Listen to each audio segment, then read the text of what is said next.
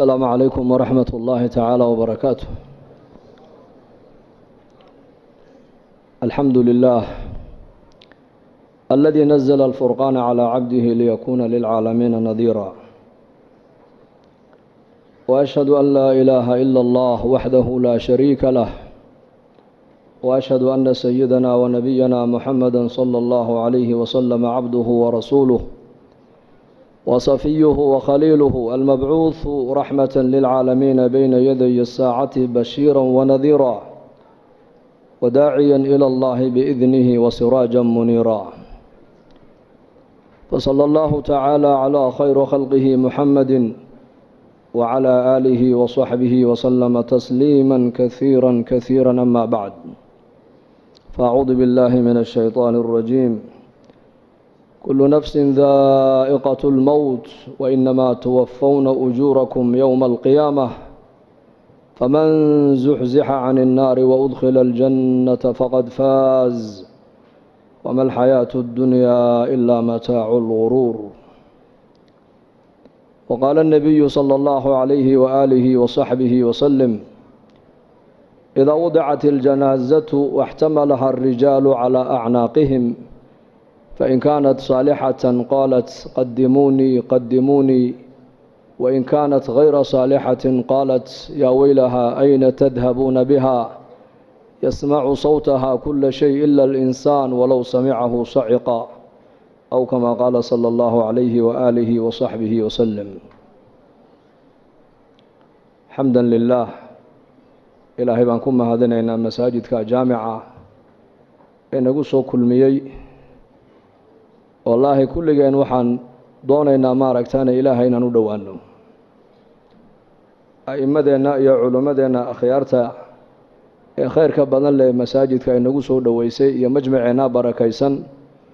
keennaa hadlaaya iyo keennaa lala hadlaaya, inteennuba waxaan u baahannahay ilahay inaan u dhowaano,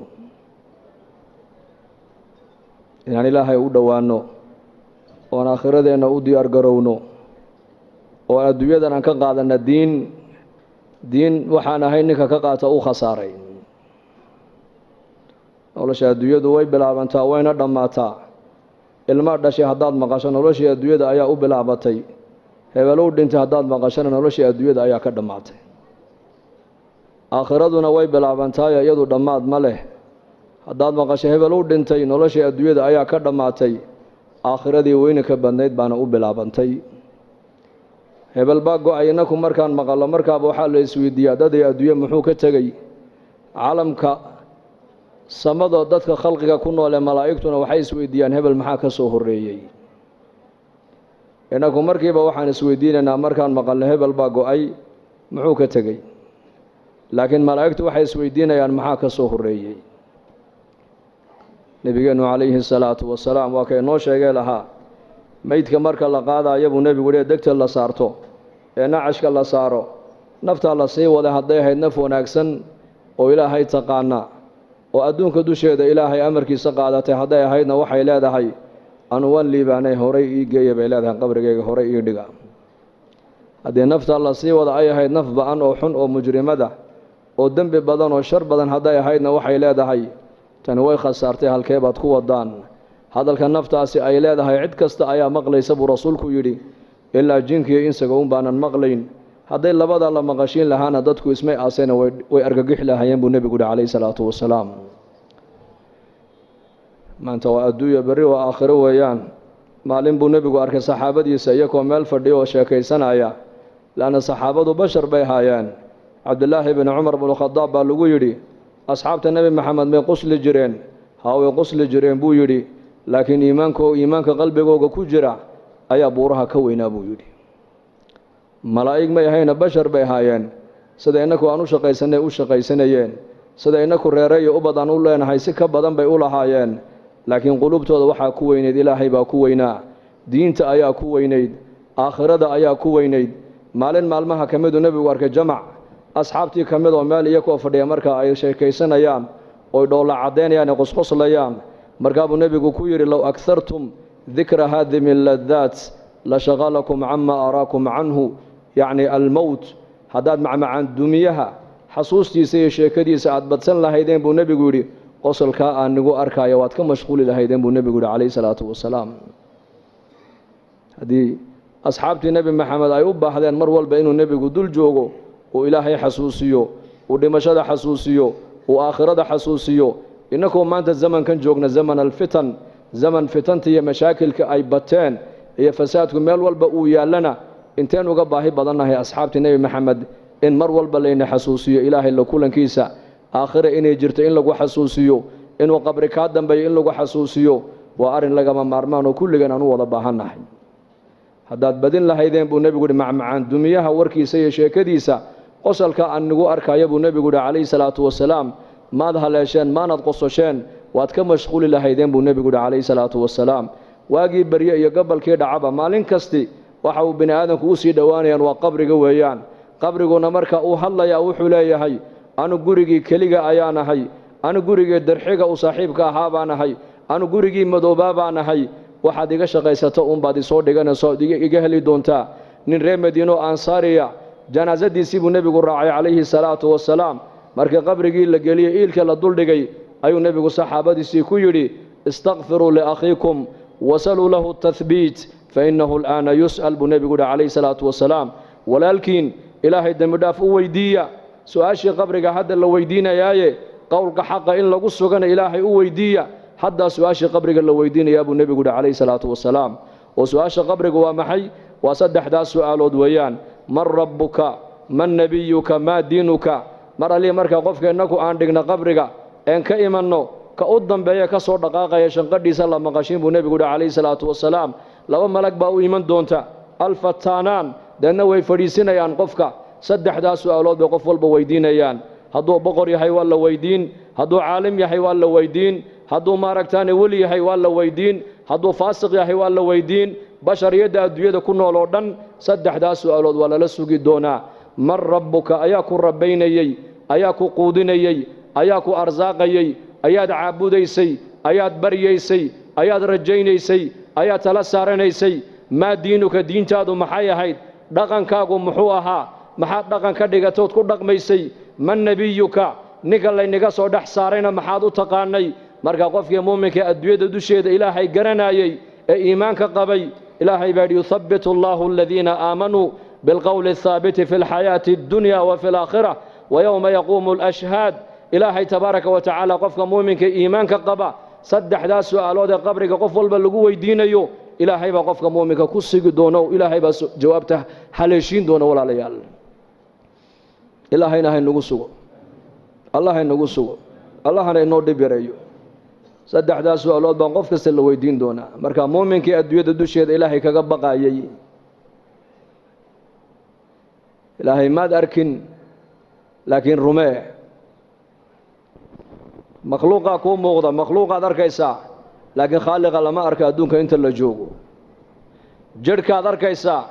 laakiin ruuxda lama arko adduunyadaad arkaysaa laakiin aakhirada lama arko inta adduunka la joogo manaaficda lacagtaad arkaysaa laakiin manfacadda salaada iyo manfacadda thawaabka ma arkaysid waa qayb aakhira taa lagugu tusin doonaa shayga maanta mushaahadaadka inoo muuqda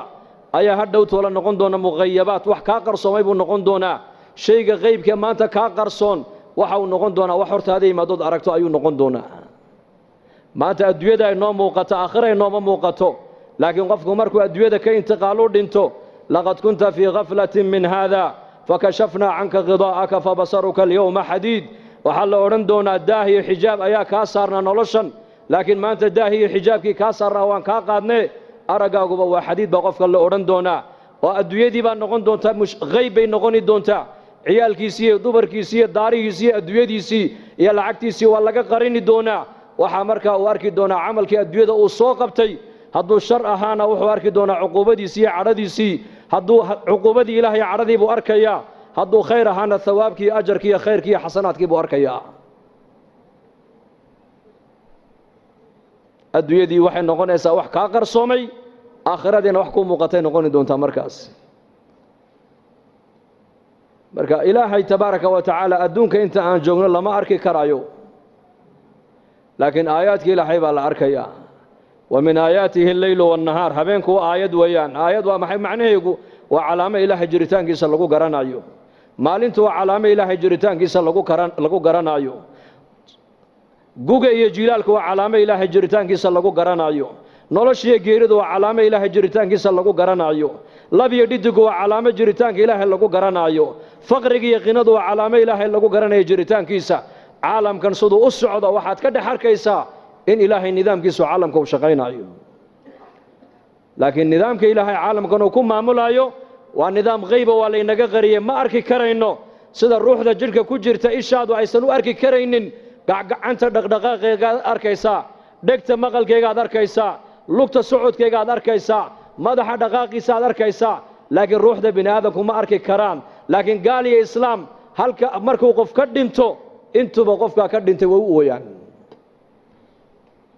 haddaad tiraahdo maxaad la ooyey waa kan qofkii gacan kama gu'in lugna kama gu'in dheg lagama goosan oo dhan yahay jirhkiisii oo dhan uu dhan yahay maxaad la ooyey haddii la yidhaahdana kulligood waxay leeyihiin shaygii qiimaha lahaa baa meesha ka baxay shayga qiimaha la waa maxay waa ruuxdii oo ruuxda maad aragtay may si aad u garanaysaa qalbiga ayaa garanaya alqalbu yudriku alxaqaa'iq bay yidhahdeen culammadu qalbiga ayaa xaqiiqada soo taabanaya shaygii qiimaha lahaa waa ruuxda weeyaan ruuxdu waa qayb waa lagaa qariyay ma arki karaysid laakiin inay jirto waxaad ku garanaysaa xarakaat alacdaa caalamkan aad arkayso dhan waxa weeyaan waa kaljasad weeyaan nidaamkan caalamka oo dhan waxaa ku hoos jira nidaamka ilaahay iyo nidaamulghayb la yidhaahdo marka muuminkii iimaanka qabay intuu adduunyadan joogay buu ilaahay cilaaqa la lahaa su-aasha u horraysa marka la yidhaha man rabbuka waxuu yidhi aniga rabbigay waa allah buu leeyahay meheradaydu ima rabbaynayn allah baa i rabbaynayey dukaanku ima rabbaynayn ilaahay baa i rabbaynayey beertu ima rabbaynayn ilaahay baa i rabbaynayey dowladdu ima rabbaynayn ilaahay baa i rabbaynayey xooluhu ima rabbaynayn ilaahay baa i rabbaynayey anu kuma noolayn waxaan adduunyada dul yaalloo dhane bal amarka ilaahay baan ku noolaa laakiin su-aasha dadka maanta haddii mikrafoon la qaato la yidhaha war maxaad ku nooshahay nin walba halka ay asbaabtu ay ka soo gasho dakhligiisu halkuu ka soo galo buu markaaba kuu sheegi mid muxuu ku odhan wallaahi meherad yaroo halkan ku taallaan ku noolahay mid wuxuu ku odhan ciyaalkiibaa dibadda u baxay oo kuwaasaan ku noolahay haddayna baxeen maba noolaaneen mid muxuu ku odhan beer yar baan ku noolahay beer mid wuxuu ku odhan aqal yar baan noo karaysan oon ku noolahay reer jibuutina waxay yidhahdaan letaraadkii baan ku noolay letaraadkii macaashkii may waa inaad tidhaahdaa ilaahay amarkiisaan ku noolahay annaku aladii yuطcimunii wayasqiinii waidaa maridtu fahuwa yashfiinii waladii yumiitunii ثuma yuxyiinii waa usuul aliimaan usuul alcaqiida waa inuu qofku gartaa dawada aad isticmaalayso shifaadu lama socoto shifaadu xagga ilaahay bay ka timaadaa dukaankaaga iyo meheradaadan iyo suuqaagan waa asbaab weeyaan laakiin risiqu xagga ilaahay buu ka imanayaa waa inaad garataa rabbigu waa allah weeyaan macbuudku waa ilaahay weeyaan ka cibaadada mutaystay waa ilaahay weeyaan ka baryada mutaystay waa ilaahay weeyaan ka rajaha mutaystay waa ilaahay weeyaan ka cabsida mutaystay waa ilaahay weeyaan keligii rajee keligii ka cabso keligii baryo baahidaada keligii u sheego rabbigay waa allah diintayduna alislaam dhaqankaygu waa islaam wax kale anu kuma dhaqmo wax kale ma aaminsani diin baan u noolahay diin baan baranayaa diin baan ka shaqaynayaa qofka diin baan ku jeclaanayaa diin la'aanna waan ku nacayaa man axabba lilaah wa abqada lilaah wa acطaa lilaah wa manaca lilaah faqad istakmala aliimaan buu rasuulku yidhi ninka hadduu wax bixin ilaahay dartii u bixin hadduu wax mancin ilaahay dartii u mancin hadduu cid jeclaan ilaahay dartii u jeclaan hadduu cid nici ilaahay dartii u nici kaasi iimaanka waa dhammaystirtay buu nebigu yidhi calayhi salaatu wasalaam waa inaad noqotaa qof lilaahi u noolow taariikhu saxaabay ku taalla siiratu caliy ibnu abi aalib nin baa yidhi hal min mubaarisin waa xilli macrakadii muslimiintuna xaggaa ay joogaan gaaladuna xaggaa ay joogaan ayuu yidhi ninkii ugu itaal weynaa gaalada ayaa soo dhaco yidhi hal min mubaarisin ayaa macrakadda iigu soo dhacaya cali baa u dhacay radia allaahu canhu caliy ibnu abi aalib ninkii intuu qabtay buu legday markuu seeftay qaatuu yidhi geli markuu isidhina caliy ibnu abi aalib oo ninka kor fadhiyey buu qandhuuf wejiga lagaga tufay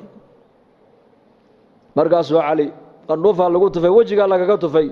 gaalkiina dhulkuu jiifaa calina seeftii buu haystaa qandhuuf baa lagu tufay cali oo sarreeya uu ka kacay cali saxaabadii waxay ku yidhaahdeen yaa caliy maxaad uga kacday baa lagu yidhi gaalnimana ninkani diinna waad ula dagaalamaysay adigana qandhuufu kugu tufee waar marka hore ilaahay dartii baan u dagaalamayey hadda cadhaa ay soo gashay buu yidhi naftayda darteed inaan u dilan ka baqay buu yidhi lillaahiyad waxaan qaban ilaahay dartii baan u qaban ciddaan jeclaan ilaahay dartii baan u jeclaan ciddaan nici ilaahay dartii baan u nici waxaan bixin ilaahay dartii baan u bixin waxa khayran sheegi ilaahay dartii baan u sheegi khayrkaan dhegaysan ilaahay dartii baan u dhegaysan waa inaad noqotaa qof diiniya oo diintu ay xakamaynayso si su'aasha qabrigu kugu dhib yaraatoo tidhaahdo aniga diintaydu waa islaam markaasaa nebigeenna moxamed calayhi salaatu wasalaam baa la hor keeni oo la odhan doonaa maxaad u taqaanay shakhsigan markaasuu muuminkii leeyahay waa nebigaygii moxamed calayhi salaatu wasalaam saddexdaas su'aalood muuminku markuu qabriga ka jawaabo ayaa samada laga dhawaaqi oo la odhan doonaa an sadaqa cabdii addoonkaygii run buu sheegay afrishuuhu min aljanna firaash jannada ka soo qaadoo u gogla walbisuuhu min aljanna dhar jannada ka soo qaadoo u xidha waftaxuu lahu baaban ila aljanna albaabna jannada uga fura jannada halkaa ha ka daawadee baa la odhanayaa dhulkaad ku celisay meydka dhulkaan ku aasnay minhaa khalaqnaakum wa fiihaa nuciidukum halkaad ku aastay waa dhulka dhexdiisa weeyaan inna kitaaba alabraari la fii cilliyiin jannaduna waa fowqa 7 samaawaat halkaasaa qofka muuminku jannadiisii ka daawanaya sida inakuba aaladan yare imika aan haysanee moobeelka ijaabadda aad ku haysatid qofka adduunyada halka ugu dambeeya jooga maqal iyo muuqaal halka aad uga daawanayso qaaradda Ameerika qofkii joogay ayaad adigu halkaa jooga maqal iyo muuqaal aad ka wada hadlaysaan muuminka qabriga dhexdiisana nabiyullaahi moxamed calayhi salaatu wasalaam ayaa inoo sheegoo yidhi qabriga dhexdeeda daaqad looga furayaa halkaa buu ka arkayaa jannadiisii iyo naciimtiisii iyo xurulcayntiisii markaasaa la odhan doonaa iska seexo qabrigu waa meesha muuminku ku seexdo weeyaan maxaa qabriga loogu dhex seexanayaa leanna jannada dhexdeeda hurda ma jirto annawmu akhu lmowt wa ahluljannati laa yanaamuun baa nebigu yidhi calayhi salaatu wasalaam geeridu dhimashadu hurdadu waa geerida walaasheed ahluljannuhu jannada hadday galaanna ma seexanayaan buu rasuulku yidhi adduunyadan maalintiina waad foofi waa macaash kasbi xalaalaad ka soo shaqaysan waad cibaadaysan waad soo daali habeenkii baad yar seexan si daalka lagaaga bi'iyo ahluljannuhu maxayna la seexanaynin waxay la seexanayn waan kuu sheegayaa laa yamasuhum fiiha nasab wamaa hum minha bimukhrajiin baa ilaahay yidhi ahluljannuhu jannada haddii ay galaan jannada dhexdeeda wax tacab oo daal oo soo gaadhayaa ma jirto jannada ay galeenna kuwa ka baxaya ma aha marka ma badaalayaan ma walwalayaan ma walbahaarayaan ma gaboobayaan ma dhimanayaan ma bukoonayaan waxay tabanayaan ma jirto waxay niyadda ku qabtaan waa la hordhigayaa marka wax daalinaya oo ay u baahdaan inay seexdaan si daalku uga baxo maba jirtaba marka meesha muuminku ku seexanaya waa qabriga weeyaan ونفخ في الصور فإذا هم من الأجداث إلى ربهم ينسلون قالوا يا ويلنا من بعثنا من مرقدنا هذا ما وعد الرحمن وصدق المرسلون وك إلهي جل وعلا في سورة ياسين إنه قل شيء سورة أفوفينا با إلهي إسرافيل با سورة أفوفايا لأن نلقى كالصبح دونان لأن حق إلهي ما الله سأرين دونا مركز قفك مؤمنك إيمانك لها وحولي حي وما حيب لا يا هرددي نقصو كعيي waan jiifnay waan hurudnay hurdada maxaa naga soo kiciyay buu leeyahay markuu arko khalqigii oo banka qiyaama sidaas ku dhex socdana wuxuu leeyahay maanta waa maalintii nebiyadu ay noo yabooheen ilaahay iyo rasuushiisuna run bay noo sheegtay buu leeyahay maanta waa maalintii la noo yaboohay yowma alqiyaama weeyaan marka noloshan adduunyadu waa maalin iyo habeen nolosha qabrigu waa habeen nolosha qiyaamuhuna waa maalin keliya نولش أدويدو وجعلنا الليل والنهار آيتين وآية لهم الليل نسلخ منه النهار بايل هيري آية الليل آية النهار نولش أدويدا عن كل نول هاي ومالين يا هبين مالين تينا واد فوفيسا هبين كينا واد نسانيسا واد سيحانيسا قبرك هدي لقلنا وهل هبين ويان صبيحتها يوم المحشر وبرجينا ومالك قيامها ويان يوم يدعو الداعي إلى شيء نكر خش عن أبصارهم يخرجون من الأجداث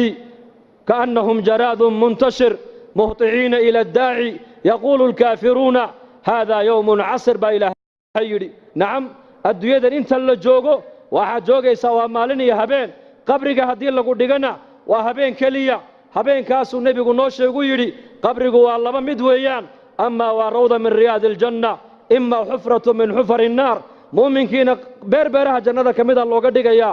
gaalkiina waxa looga dhigaya godgododka naarta kamida looga dhigaya nina uu hurda oo 70 sano adduunyada uu soo daalay ayaa la leeyahay halka ha ku daalo ha ku nasto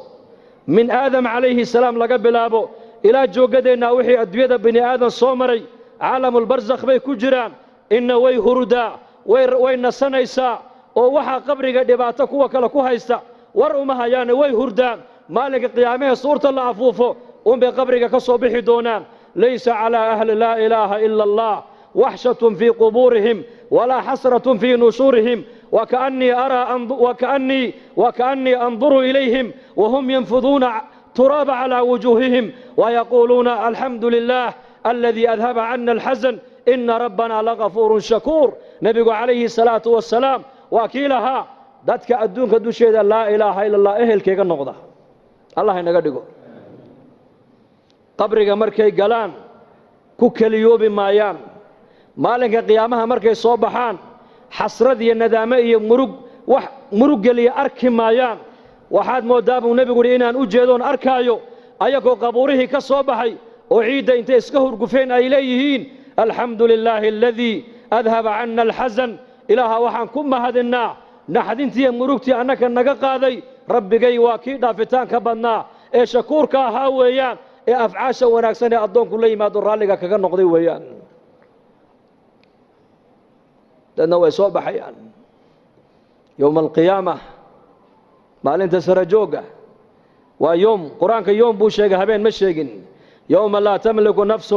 لنفس شيئا يوم ينظر المرء ما قدمت يداه يوم لا ينفع مال ولا بنون يوم تبيض وجوه وتسود وجوه يوم الجمع يوم التغابن يوم يقوم الناس لرب العالمين يوم التغابن يوم الطامة يوم الصاخة habeen ma maqlaysid habeen ka doondoon waa kaas qiyaamaha markuu ilaahay ka warramaayo waa maalin weeyaan habeen male waa maalin kaliya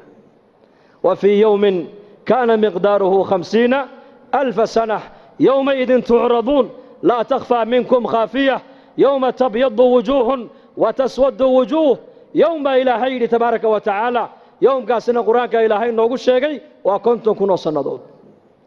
ibn abbas radiyallahu anhuma مفسر كي قرآن كوحو كفسروا يدي 40 سنة ولا جوجي 10 سنة حسابتها كل ماني دون تبو يدي 40 سنة يا سيد الله تاجنان دونا 10 سنة حسابتها كل مان دون نين عربي ورير بادية أيا سرك عير يا رسول الله ما لقى قيامة خلقك يا حسابي دونا مرقا سوري إلهي با حسابي دونا ربك حسابي دونا مرقا نكي عربي انتو سيجي استيبو يدي نجونا ورب الكعبة كعبة ربك يا كل دارته وان بدبادني بودي وان نبض قلبي بودي مرقا ابو النبي يقول صونغو سيادو كل نبض قشي بو كيدي بلي شيك وعد وا كريم إلهي وا كريم هدو دون اسكا يا عفين بودي ما عيد با سكا قبسن يسبو يدي وا كريم كريم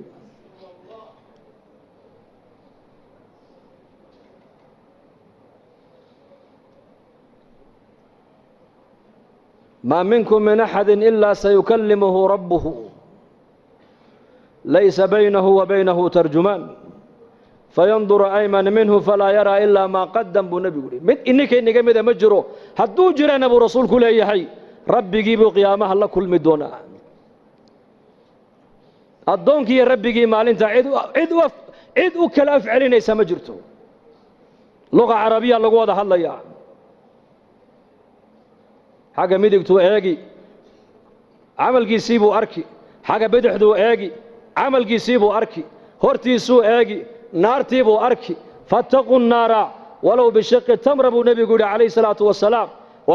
نارتا قاشان كسميست ابو نبي يقول قاشان كيشا timir jeexeed oo sadaqada aad u bixisaan kolay noqotana timir jeexeed walow bishiqi tamra faman lam yajid fabikalimatin طayiba buu nebigu yidhi timir jeex timira ninkaanan helin buu nebigu leeyahay hadalkan wanaagsan ha ku hadlo kelmad wanaagsan ku hadal subxaana allah waa kelmad wanaagsan alxamdu lilah waa kelmad wanaagsan amri bilmacruuf waa kelmad wanaagsan dikrigu waa kelmad wanaagsan istikfaartu waa kelmad wanaagsan laa ilaaha illa allah waa kelmad wanaagsan walaalkaaga muslimkood khayrka aad u sheegtaa waa kelmad wanaagsan munkarkood ummadda ka reebtaana waa kelmad wanaagsan kalimatu طayibatu sadaqa buu nebigu yidhi caaisha radia allaahu canha uma almu'miniin ayaa tidhi markuu nebigu yidhi yuxsharu nnaasu yowma alqiyaamati xufaatan curaatan gurla bay tidhi yuu yidhi nebigu sal alla alay slam maalinka qiyaamaha dadka waa la soo xashrin doonaa ayakoo cagaagan oo bilaa dhar ah oo kaba la'aan ah oo markaasuu nebigu yidhi calayhi salaatu wasalaam ayakoo cagaagan kaba ma wataan dharna ma wataan qof walba baaradiisii baa ku taalla waa sidii lagu dhalay weeyaan markaasay caaisha tidhi radia allaahu canha uma almu'miniin rag iyo dumar maalintaas maa laysdhex soconayaa haa waa laysdhex soconayaa qofku qofka kale muunan eegayn markaa buu nebigu yidhi yaa caaisha qofku qofka ag socda maalintaasi ma ninbaa ma gabadhbaa ma naagba maba eegaya buu rasuulku yidhi hamigaa ma jira buu yidhi hortiisa waxaa taalla naartii jahannama qofka cataa asulami raximahullah ninka la odhan jiray wuxuu ahaa nin murug badan buu ahaa murug badan salafu saalix 30 sano baa la yidhi ninkaasi dhulka mooyaane cirka ma eegin markaasaa lagu yidhi murugtan badan waa maxay baa lagu yidhi ma dadkani waxay ogaan baad adigu ogaatay baa laga yidhi dadka aniga waxba igama geline taydan anigu aan ka hadlayaa waxaan inii sheegayaa almowtu fii cunuqii geeridii baa qoorta ii sudhan waalqabru beytii halka lay dhigayana waa qabriga weeyaan waalqiyaamatu mawqifii meesha lay joojinayana waa banka qiyaamo weeyaan وعلى الصراط طريقي وضد الله يمرين دوننا وجدك الصراط ويان وربي لا أدري ماذا يفعل بي ربي جاي وحي يقول سمعين دوننا كما ورقبي بود عنكو انت سو مرحلة نيكا اي سوغا يسو اساقو هادو قصلي ها قصلي بويري انو تايدا كورما يا بوري انت نولا هاي اوهين بان الله شهده كودا ميسان بويري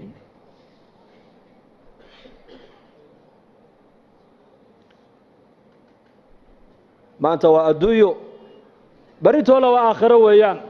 عمل كاغا الله دادا عيسى محاد وضاتا محان وطا عنقو مانتا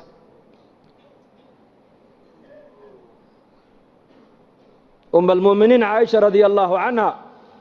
شدد قيامة مركو نبي جنو كورم عليه الصلاة والسلام أي تري يا رسول الله مالنك سرجوغا أيا وات كيسان كرا يبي كتري من يقوى أيا كرا يبي كتري كنتم كنو صندور مرقابو النبي يقول يا عائشة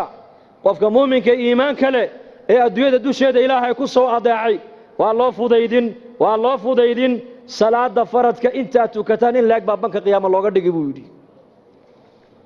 inteen tukanay salaadii maqrib 3 daqiiqo 12 daqiiqo 13 daqiiqo muuminka iimaan kale ee adduunyada intuu joogo ka sahay qaatay ee ilaahay tabaaraka wa tacaala agtiisa wax sii dhigtay ee aakhirada ku sii xisaabtamay ee tallaabadu qaadayaba eega aakhiradiisa hadalku intuu ka soo bixin qofka muuminka aakhiradu eega dhaqaalihiisa intuunan bixin aakhiradu eega meeshuu marayo aakhiradu eegaya meesha aan u socdaa ma meel aakhiradeeda iga dhaawacaysaba mise waa meel aakhiradeeda waxay taraysa hadalka iga soo baxaya ma hadal aakhiradeeda dhaawacayaba oo dib ii geysanaya hadhow toole mise waa hadal aakhiradeeda aan ku badbaadayo dhaqaalahan bixinayo ma dhaqaale aakhiradeeda ikabayaba oon aakhiro ku badbaadayaba oo ma meel fiican buu iigu dhacayaa mise aakhiradaydii buu dhaqaalahaas iga bixinayaa oon ka qabsadaa intay goorigoor tahay mu'minku uu xisaabtamaya mu'minka adduunyada dusheeda ilaahay ku soo adeecay ku soo caabuday salaada yare faradka inta uu tukanayay in la eg baa banka qiyaamo looga dhigaya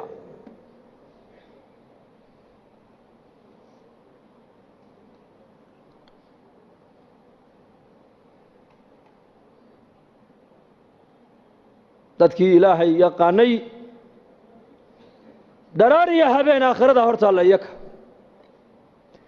aakhiradu qofka hadday hortaalla maxay aakhiradu kugu saamaynaysaa noloshaada aakhirada maxay kugu reebaysaa ma taqaanaa waxaad doonta ku hadli kari maysid waxaad doonta eegi kari maysid waxaad doonta cuni kari maysid sidaad doonta u noolaan kari maysid waayo dareenka aakhirada qalbiga hadduu galo dareenkaasaa xumaanta oo dhan kaa joojinaya wanaag oo dhan kuu diraya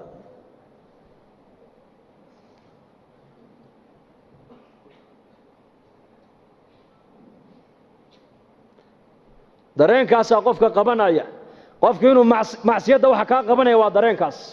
dareenkaasi waa iimaan weeyaan iimaan ilaahay rumee aakhirana rumee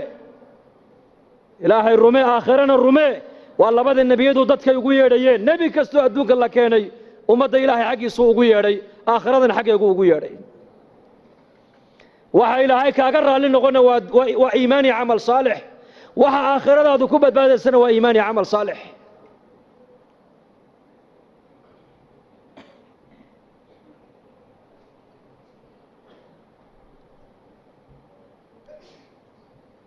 maalin maalmaha ka mid a ayaa nebigeennu calayhi salaatu wasalaam magaalada madiinuu soo maray wuxuu arkay markaa saxaabada qaar ka mid a aqal yaroo cariishe markaa ay dhisayeen markaa buu nebigu yidhi maxaad haysaan waxay idhahdeen aqalkan baa soo yar duusayo waan la tiirinaynaayo waan la dhidhisaynaa markaa buu nebigu yidhi wallaahi anu ma arko ilaa saacaddaa ka degdeg badan buu ka yidhi saacadda qiyaamada ka degdeg badan buu ka yidhi intaad aqalkaa dhisaysaan malagii suurta afuufayey waa israafiil calayhi salaam ayaa buuqii qaatay buu rasuulku yidhi foonintii buu qaatay lugihiina u kala fidiyey markaasuu sidaa u haystaa idan ayuu sugayaa idan saxaabada rasuulku hadalkaa markay maqleen waxayba moodeen inay saacaddu berri ay dhacayso oo hadda suurta lagu dhifanaayo markaasay yidhahdeen yaa rasuul allah maxaan idhahnaa noo sheeg markaa buu nebigu yidhi waxaad tidhaahdaan xasbuna allahu wa nicma alwakiil dhahda wallaahi markuu aakhirada kala hadlaayo markuu jannada kala hadlaayo markuu naarta kala hadlaayo markuu qiyaamada kala hadlaayo dareenkoogu wuxuu ahaa si waxay jannadiiyo naartii hadda ay arkayaan isha ku hayaan innakana maanta maa sha allah dadka muslimiinta dareenkaasi maanta waa nagu yar yahay ilaa man raxima rabbi mooyaane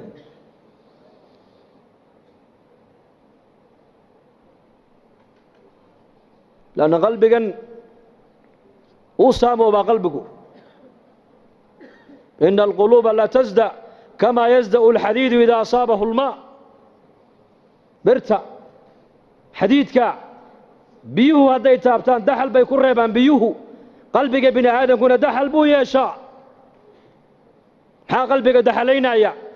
وحنا ديجس قلبك سامين يا وحنا ديجسنس قلبك سامين يا وحنا تكوه ليس قلبك سامين يا وحنا تكفكر قلبك سامين يا وأفرت قصبات قلبك ابن هذا كقصعته أفرتاس صابات القلب بعلماء ولادان وعاد يكتب قلبك قلع وعاد هذا قلبك قلع وعاد كفكرته قلبك قلع وعاد دقيسته قلبك قلع قلبك دحل كم حالك قبية لبس شيء بعلماء ولادان لبس شيء بقلبك دحل لك قبية قرآن كآخر سكي سؤال لبديو يا آخرته أنت بدل لا شك الله حصصه لك شك أيوه labadaa maanta may nagu yaryihin mise way nagu badan yihiin yaa qur-aanka akhriskiisiina waa nagu yaraaday aakhirada sheekadeediina way nagu yaraatay bal sheekada aakhirada saxaabadu maskiidka intay ka qaadaan bay suuqa aakhirada kaga sheekaysanayeen dadka muslimiinta ee zamankan joogana sheekadii adduunyada intay ka soo qaadaan dibadda ayay maskiidka dhexdeeda keenayaan isbeddelka nagu dhacay eega suuqa masaajid سوق المسلمين كمصلاهم بيقول علي بن أبي طالب سوق المسلمين أسواق المسلمين تو وسد مساجد أو كلويان سد مساجد إله الله جوينينا يو أي زمن النبي سوقنا إله الله جوينينا يي سد مسجد كده حديث إله الله جو عاصيين أي سوق وجين إله الله جو عاصيين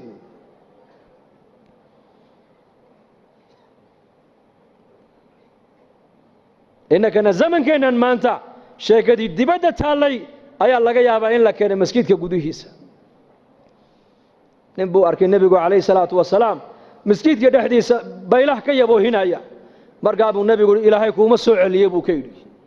هذا أركتان بو النبي يقول إن مسجد كده حديث بيله يبادي كي يبو هنا يا وعتر هذا إلهي كوم السوء اللي يده هذا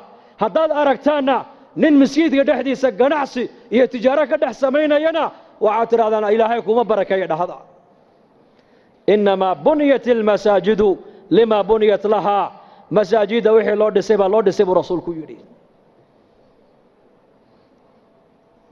nolosha masaajida taalla bay culimadu leeyihiin ayaa la rabaa in dibadda loo saare nolosha dibadda taalla masjidka in la keeno maaha ahdigii nabigeena kaleey salaatu wasalaam iyo ahdigii saxaabada dadka muslimiintu nolosha masjidka ay ku haystaan ay dibadda ula baxeen halkan ilaahay bay kaga baqeen dibaddana ilaahay bay kaga baqeen halkan ilaahay bay ku ammaaneen dibaddana ilaahay bay ku ammaaneen halkan aakhirada ku weyneeyeen dibaddana aakhirada ku weyneeyeen wallahi siirada ku taala Umar ibn Khattab suuqa Madiina intuu galab oran jiray halkan inna fariisiya ilaahay saacadaha rumeynay kaalaya Abdullah ibn Umar intuu yimaado Tufayl buu ku oran jiray inna mari raac buu oran jiray xageen tagnaa suuqan tagaynaa suuqa iyo soo baxayeen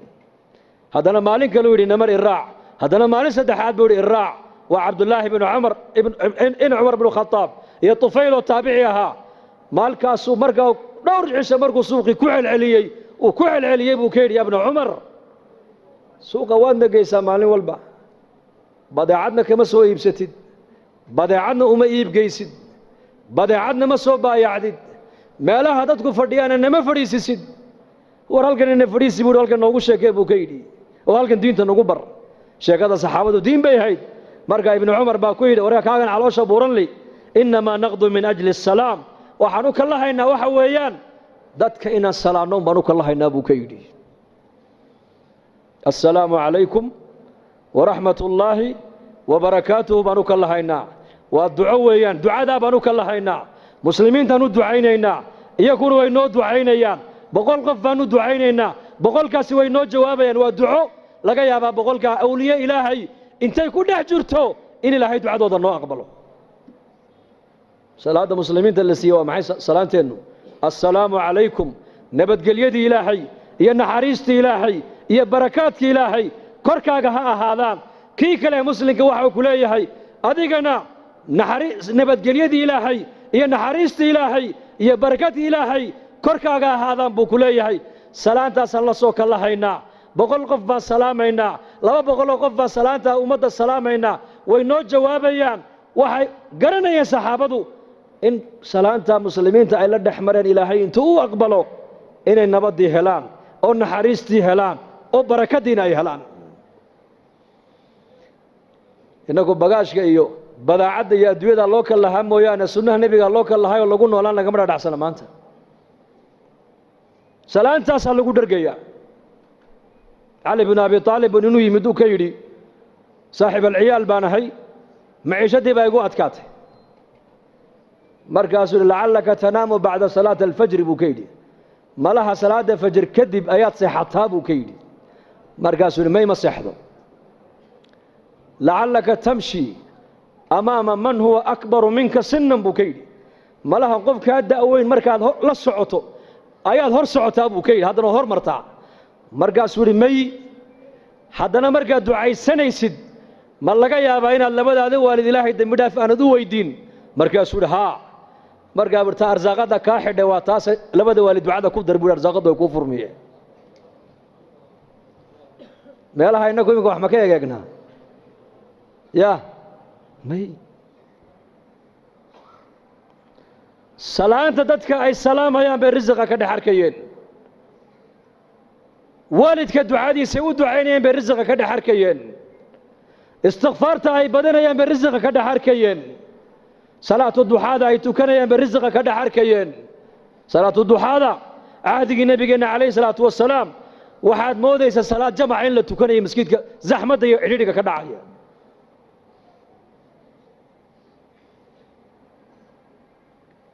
دين تن إلهي نوم السنين كليا إن آخر ما فعدت ونقبل أبنته بل إلهي دين تن وحي نوسيي إن ندون كان ياخران كدرنا كل بانو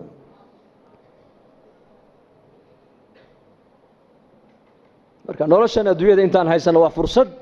yaan nضيعنا adduunyada diinha ka qaadano diintana asaaskeegu waa iimaan iyo yaqiin weeyaan yaqiin iimaanku waa maxay ilaahay rumee yaqiintuna waa maxay aakhiradu ha kula weynaato wallahi hadda aakhiradu ina la weynaato dhaqankeena toosi oo risqigeena xalaal noqon oo mujtamac oo dhan baa isbedeli waayo laana mujtamaci waxay noqonayaan mujtamac aakhira ku xisaabtamaya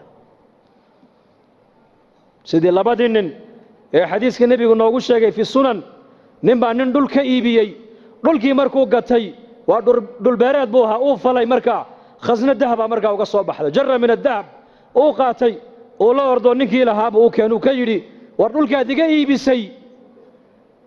dahabka intan leeg baa ka soo baxee malaha waadi lowsaneeda iga qaada buu ka yidhi markaasuu yidhi may anu kuma ogeyn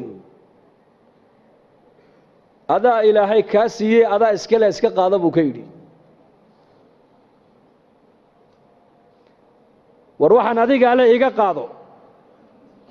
innaga zamankeenna waa maxay war waxaan anigaa le isii weeyaan teen waxa ku dagaalamayno dhulkan anigaa le gurigan anigaa lahaa meheraddan anigaa lahaa waxaan anigaa lahaa baa isku haysannaa iyaku waxay taagnaayeen dadku markay hagaageen war waxaan adigaa le iga hoo iyo kaa qaadan maayo may ma dhici karto may adaa iska le adaa ilaahay ku siiye iska qaado may dhulkan adaa iga iibiyey malaha waad halmaamsantahay adigaa iskale iga qaado waxaan malihi anigu yahay lacagta intan leegna anigu kuma siine may labadii nin intay isqabsadeen bay maxkamadda tageen maxay isku haystaan kan wuxuu leeyahay xoolaha nin kale ale ha iga qaato kanna wuxuu leeyahay war malihiye isagaa ilaahay siiye ha iska qaato qaadigii markaa qaadi fiican buu ahaa qudaada zamankan laga yaabay inay odhan lahaayeen xoolaha dawladda ale iska keena ilaa qaar baa iska fiican way jiraan laakiin kuwa waxa iska jira dawladda u shaqeeya moogta xoolaha dawladda iskale iska keena halka ka baxay ninkuna ma odhan wuxuu yidhi adu maxaa leedahay ubad wiil adiguna gabadh labadaa isku guuriya labadaana xoolaha siiya buu yidhi bal fiirso islaaxu waa cajiib halkaa hadday islaaxdo waa cajiib halkaa hadday xumaato laakiin dhegayso qisad kale saddex nin baa nebi ciise raacday calayhi salaam siday ula socdeen ayay yimaadeen meel bannaanka uu dahab ku yaallo dhaymanku markaasuu nebi ciise ku yidhi waxaan waa dhayman waa dahab waa jawharad markaasay yidhahdeen noo qaad markaasuu yidhi nebi ilaahay soo diray iyo adduunya meel ma wada marta buu ka yidhi markaasay dee annakaa qaadanayna dee haddaad qaadataan i raaci maysaan waad iga hadheen ogaada buu yidhi diin iyo adduunya isma raacda buu ka yidhi waa nebi zaahid waa nebi ciise calayhi salaam saddexdii nin way ka hadheen baa la yidhi nebigii ayaan darrada eeg markaasay dahabkii qaateen way la socdeen way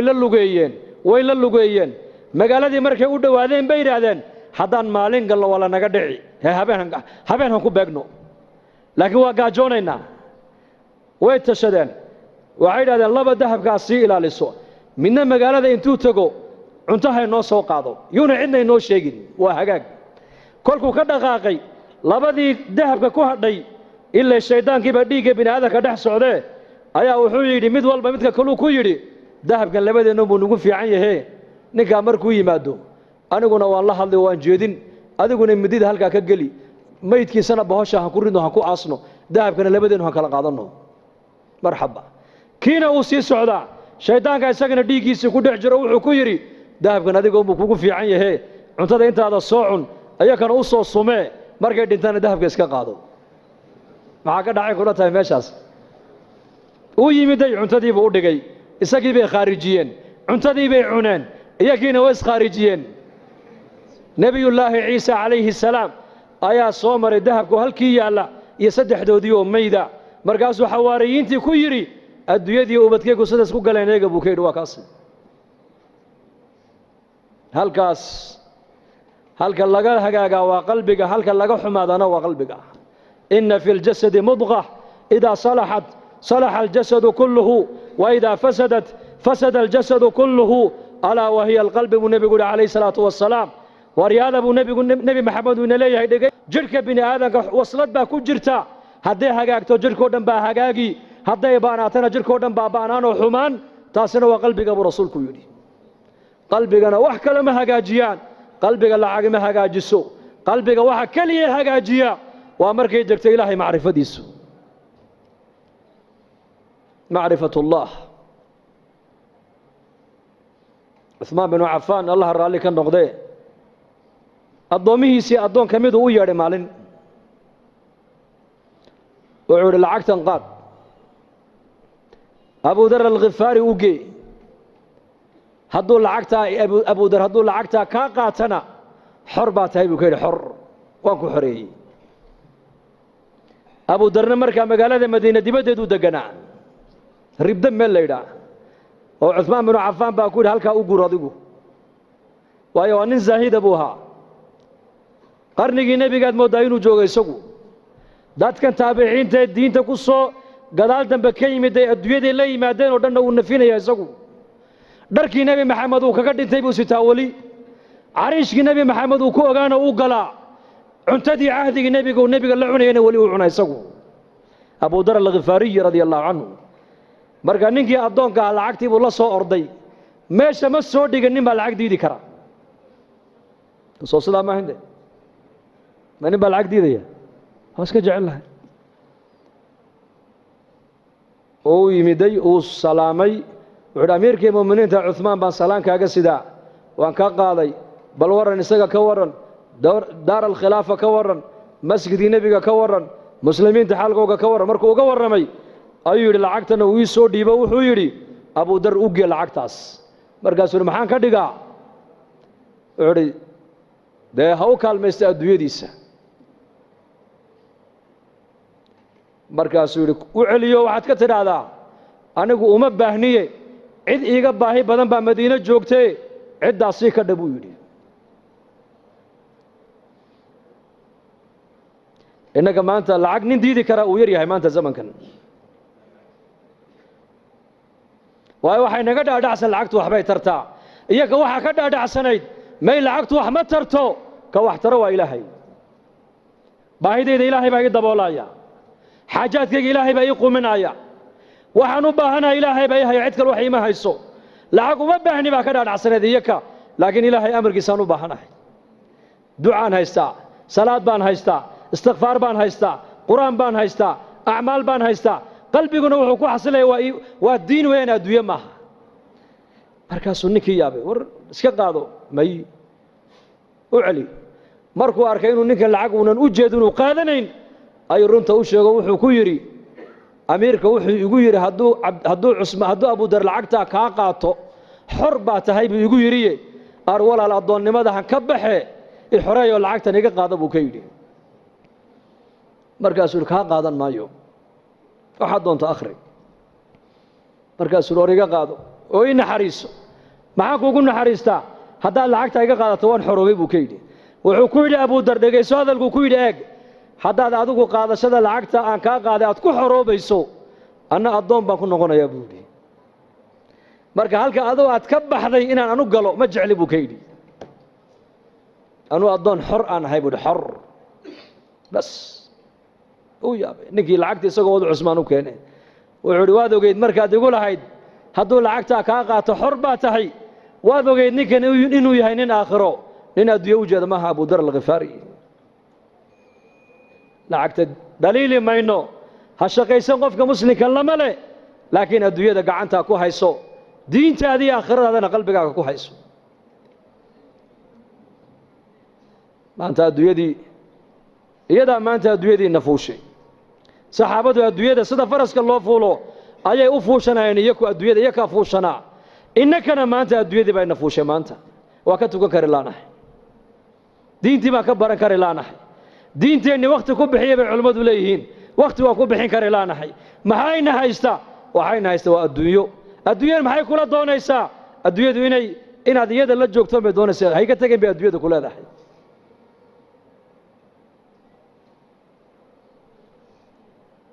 lamana nacayo adduunyada ha ka shaqaysan laguma leh ka shaqayso xalaal mirad noqo laakiin waxaad ogaataa adduunyadani waa balaaq aakhire ku gaadh mooyaane iyada ha ka dhigan hadafkaagii aakharada ayayna kaala weynaan cusmaan binu cafaan allah raalli ka noqdee nin baa nebigu u yimid oo yidhi gabadh baa lay siiyey waxaan ku aqalgalana ma haysto cusmaan u taga buu ka yidhi markaa buu u yimid cusmaan binu cafaan wuxuu arkay cusmaanoo khaadimkiisa ku haysta dubaaraddan faynuuskan maxaad u baktiin weyday markaasuu ninkiiba uu yaabo wuxuu yidhi ninka khaadimkiisii ku haysta faynuuska maxaad u damin weyday may kula tahay inuu adiga lacagtii aad gogol iyo dhar iyo weelal islaanta caawa aad caroosadda aad ugu iibin lahayd inaad ka heli ilama abuu yidhi iska kacay cismaan baa ninka u yeeray war kaale xaggeed u socotaa wallaahi dee waxaan u socdayba war kale ahayd war kale aan meesha ka socday buu yidhi markaas maxaad aragtayoo maxaad u socoto dee nebiga ii ka soo diray buu yidhi sal alla alay slam oo yidhi cusmaan u tago waxaad ku tidhaahdaa waxuu nebi maxamed ku amray wixii caawa aan carooska iyo reerkayga aan ku aqalgelin lahaa hadday gogol tahay hadday dhar tahay hadday biil tahay hadday weelal tahay cusmaan ka qaad buu nebigu igu yidhi dee maxaad u kacday bood igu sheegi weyday dee waxaan arkayaa ninkaaga faynuus ku dagaalamaya wax bixinaya buu yidhi faynuus baad ku dagaalamaysaa ood ku haysataa khaadimkaagiiya wuxuu yidhi dhegaysa buu ka yidhi faynuuska halkaa iska shidmaayey shaqo adduunye iyo shaqo aakhira midna laguma hayn laakiin tan adiga ku siinaayo waa tii halkii loogu talagalay ku baxday hoo qaada buu ka yidhi kiish lacagu u dhiibay israafka iska ilaalinayeen xoolahooga meeshay ilaahay ugu talagalay ku bixinayeen meesha ilaahay u diidayna xoolahooga way ka ilaalinayeen innagana caroos baa lagu leeyahay $30,000 bay ku bixiyeen caroos $30,000 bugbac fanaaniin baa loo yeedhay fanaaniin maxaa ka dambeeya laba reerka bugbac iyo macsiyo lagu dhiso 2 bilood ma gaadhaan way kala duulaan ilaahay uu kala qaadaa markiiba laana marka hore macsiyo lagu dhisay diin iyo alla ka cabsi laguma dhisin israaf baa lagu dhisay baatil baa asaas looga dhigay muslimku war muslimku dhaqaalihiisa xor uma tijaaradaada xor uma tihid waa inaad xataa cilmi albayci washiraa cilmi albayci washiraa culimmada kaalayo weydii cumar bnu khataab suuqa madiina intuu galuu odhan jiray laa yabic fii suuqinaa haada ilaa man tafaqaha addiin waryaada suuqayaga nin wax ku iibin karaa ma jira buu cumar odhan jiray ilaa nin masjidka nebiga intuu tegey cilma albayci washiraa culimmada ka soo bartay mooyaane innagana maanta cid walba ganacsi bay bilowdo China iyo Thailand baa laga wada duulay habrihii baa socdo kula China u socotaa xageen u soconaa war muumin waxa la doonayaa inaad noqoto muumin labada indhood ee kugu taala ilaa adduunyadaada ku eego ilaa aakhiradaada ku eego aakhiradaada iyo inaad adduunyada ku seejin adduunyadani waa in yar waxaan joogaynaa in yar walaalayaal intaa yar een joogno ilaahay han kaga baqno oo diin han ka qaadanno oo diinteenna han baranno oo diinteenna han ka shaqayno oo zaman adag baa lagu jiraa zamankee lagu jiraa almutamassiku bidiinihi kalqaabidi cala aljabr buu nebigu yidhi waa zamanuu nebi maxamed sii sheegay 1400 sano ka hor ninka diinta maalinta idhahda waan xajisan waxa uu ka dhignaan doonaa nin dhamac loo dhibay buu rasuulku yidhi bulshadaad ku nooshahay maanta eeg waa mujtamac khayrkoogu yaraaday sharku batay meeshaad u baxdaba ishaadu waxay ku dhacaysaa ma wax ilaahay ka farxiya mise wax ilaahay ka cadhaysiiya mujtamac waa mujtamac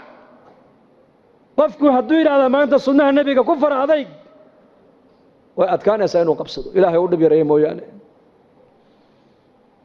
marka zaman adag baan ku jirnaa waxaan kaga badbaadaynaa waa maxay rujuuc ila diin inaan diinteenna u soo noqonno oo dadaalka diinta ay culammadu mar walba inoogu baaqayaan ee masaajidda laga naadinaayo ee maraakista laga naadinaayo ee madaarista laga naadinaayo ee ijtimaacyada loo qabanayo ummadda loo fikiraayo war dadaalka diinada maanta caalamka ka socdaa la rabaa caamadeennu inay culammada intay garab joogsato aan meel keliya u wada jeesanno insha allah dhahada taama guddoonnaa dadaalka diinta mise dhegaystayaal wanaagsan baan noqonnaa yaa dhegaysto wanaagsan waxa ka wanaagsan dhegaysigu waa min addiin weeyaan laakiin waxaa la inaad noqoto adiga laga rabaa inaad diinta qaybtaada oo ka qaadato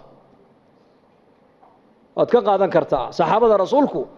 nin walba salaaxiyaddii ilaahay uu geliyey ummaddu ku anfacay kii cilmi lahaa cilmigu ummadda wax ku taray kii dhaqaalo lahaa dhaqaaluhu ummadda wax ku taray kii raganimo lahaa raganimadu ummadda wax ku taray kii wajaahad lahaa wajaahaddiisu ummadda wax ku taray Usmaan bin Affaan Umar buu nabigu u diray Makka markii sulh al-Hudaybiya waa ka cudur daartay Umar wuxuu aniga may buu Usmaan baa ku munaasaba buu Usmaan baa ku munaasaba Usmaan buu nabigu yiri dal waa runtii Usmaan adigu tag Khalid bin Walid geesinimadii raganimadu lahaa umadu wax ku taray maalintu soo islaamay buu nabiga seefta u keenay seeftan iga qaba buu Ilaahayna dambi dhaaf weydii maxaan kaaga qaadaa seefta ii sheeg intaas oo muslimiina ku laayay buu ka yiri ka qaadi maaye intaad muslimiin ku laysay in ka badan inaad cadowga Ilaahay ku leysaan kaaga rajayne qaada buu seefta Ilaahay diintiisa u jihaad wala raganimadii ba xagga kala loo bedelay bas kii caalimka ahaa cilmigu umada ku anfacay kii dhaqaale lahaa dhaqaalihiisu umada ku anfacay zamankii nabigeena calayhi salaatu wasalaam waxa uu nabigu diyaariyay ummad nin walba salaaxiyada ku jirta loo isticmaalayo diinta dadaalkeega marka inakuna kulligeen insha Allah ta'ala khayr baa inaga muuqdo khayr jacayl baa inaga muuqdo insha Allah dadaalka diinta dhinac kastaba dadaalka diintu waa leeyahay wallahi waan runtan inii sheegay macallinka quraanka dhigaya dadaalka diinta qaybtiisii buu ka hayaa sheekha masaajidka darsiga umada marinaya dadaalka diinta qaybtiisii buu ka hayaa jamaacadada Ilaahay dartii u socda qaybtoodii bay diinta ka hayaan muhsinka dhaqaalihiisa masaajidda iyo madaarista ku dhisaya diinta qaybtiisii buu ka hayaa qofka muslimku diinta intuu ka qaadan karo oo ka qaadan kara wa'tasimu bihablillahi jamac baa la sheegay jamac hal nin kasto muslima diintaasi wax waad u qaban kartaa war u qabo kalimada wanaagsan buu nabigu waa sadaqad kalimada wanaagsan dariiqa muslimiintu ay maraan ninkii ka gooyay geedka buu nabigu yiri jannadu galay buu rasuulku yiri jannadaan ku arkay buu yiri haweenaydii masjidka nabiga marka laga dareeray imanaysay ee ka qaadaysay maaragtaanay waxa masjidka nabiga ku daatay ka qaadaysay markay dhimatayna waa laga qariyo nabiga looma sheegina waa la aasay marka buu nabigu yiri jannadaan ku arkay buu yiri jannadaan ku arkay jannadaan ku arkay maxaad igu sheegi weydeen buu nabigu yiri khayrku yaraysi male marka waan inagu dheereeyay insha Allah ta'ala wixii wanaag iyo khayr soo dhaxmarina Ilaahay bay soo dhaxmariyay anigana miisaanka xasanaadka Allah ay saaro ikhlaaskana Allah noo wada ziyaadiyo culimadana soo dhaweysana waxaan leenahay jazaakumullahu khayr sheekh maxamed waxaan leenahay margeysaan u martikum waan deganahay ya deganahay ma sha Allah ciyaalka reerkii oo dhan baa jooga marka Allahna naga wada raali noqdo kulligeen hada wa sallallahu ala sayidina Muhammad